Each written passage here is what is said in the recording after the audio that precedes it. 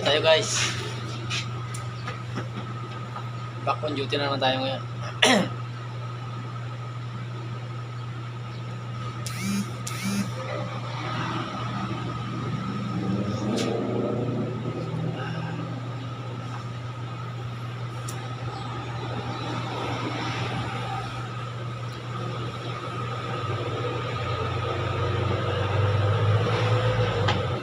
Ito yung life natin dito.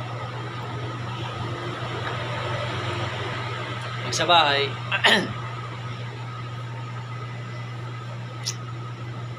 tayo.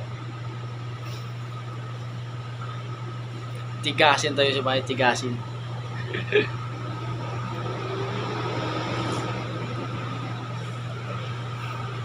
Tigasin tayo guys sa bahay. Tiga luto, tiga saing, tiga plansa, tiga linis.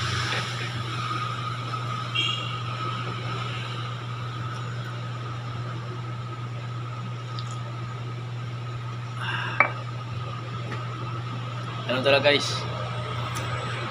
Kailangan kasi sa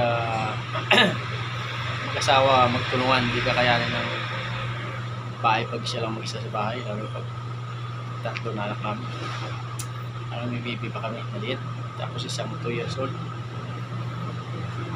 Yung panganay ko, grade 1 pa lang. Kaya, tayo naman din guys pag nag-asawa ka ng maaga-aga. Mga line of 2 siguro, pwede na. Kaysa naman mag-asawa ka ng late na. Tulad ako, late na ako nag-asawa.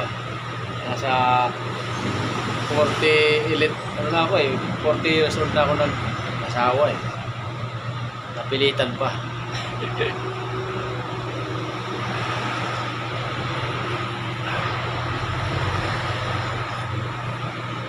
Kaya ngayon 47 na ako. Itong taon pa lang yung panganay ko. Kung nag-asawa ka ng maaga, malamang siguro pag nag-asawa ka ng maaga, ngayon relax ka na. At least hindi ka na, kahit na financial problem ka, pero yung sabihin, kakaluwag ka sa makakatulog ka ng maayos. Kasi pag maliliit pa yung mga bata, hindi mo tumalis. May maliit ka baby, tapos ito yung hindi ka matulog. Pag asawa ko, hindi makatulog Pag wala, makakatulog siya pag nakauwi na ako. Kasi ako gumagawa sa bahay, siya naman nag-alaga na sa baby namin. Pero pag wala ako doon, ang hirap siya. Ano na pag siya mo, mag-alaga, magpadidi pa siya.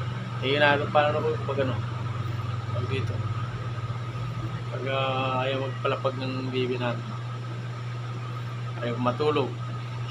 Hindi siya makaluto kasi iyak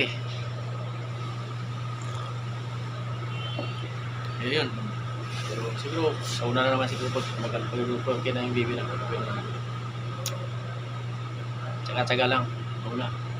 Sa ngayon kasi wala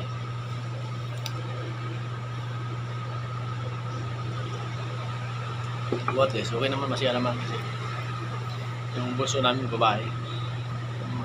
Masaya, pero siyempre may kasamang hirap. Okay lang. Sama sa buhay yan. Okay, laki naman siya okay na yan. Okay guys, salamat. Napakwento lang ako. Salamat sa panonood. Pakwento lang ako. Alam ko kayo dyan, naranasan nyo na yun. Mas malala pa. Salamat guys, thank you for watching.